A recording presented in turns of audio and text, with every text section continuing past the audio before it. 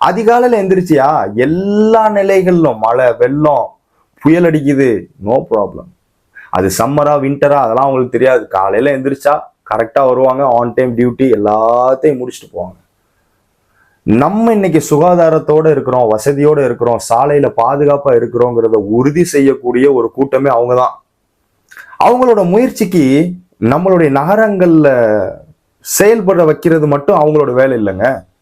நம்மளுடைய சமூகத்தோட கண்ணிய ஆரோக்கியத்தையே பேணி பாதுகாக்கக்கூடிய பொறுப்பு வகிக்கிறவங்களும் அவங்கதான். ஆனா அவங்களுக்கு அதுக்குண்டான அங்கீகாரத்தை நம்ம கொடுக்குறோமாங்கிறது பெரிய கொஸ்டின். இந்த மாதிரி முனிசிபாலிட்டி ஒர்க்கர்ஸ், இந்த தொழிலாளர்கள் ஏழ்மையான நிலையில இருக்கிறவங்க தன் மீது அழுக்கோடு இருப்பாங்க. அந்த அழுக்கு அவங்களோடது இல்லைங்க, இந்த சமூகத்தோட அழுக்கு, நம்மளோட அழுக்கு. தன்னுடைய வேலைக்கான சம்பளத்தை வாங்குறாங்க.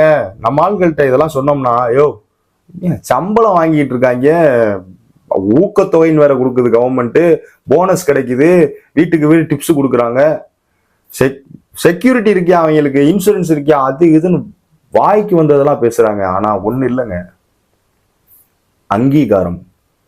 ஒரு மனிதனுக்கு பணத்தை விட முக்கியமான ஒண்ணு சுய மரியாதையும் அங்கீகாரம். அது இல்லாட்டி அவன் வாழ்றதுக்கே அர்த்தம் கிடையாது. இவ்வளவு இன்னோவேட்டிவ் டெக்னாலஜி வந்துருச்சு, ஆர்டிபிஷியல் இன்டெலிஜென்ஸ் வந்துருச்சு, ரொபோட்டிக் வந்துருச்சு, இன்னும் என்னென்னமோ வரப்போகுது.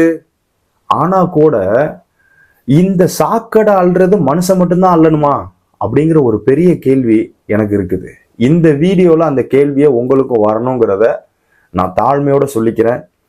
இதை சரி செய்யறதுக்கு அதிகாரத்தில் இருக்கக்கூடிய ஆட்சியாளர்களால தான் முடியும். அவங்க இதை பத்தி சிந்திச்சு கலந்துரையாடி ஆக்ஷன் எடுக்கணுங்கிறதையும் இந்த வீடியோல இருந்து நான் கேட்டுக்கிறேன்.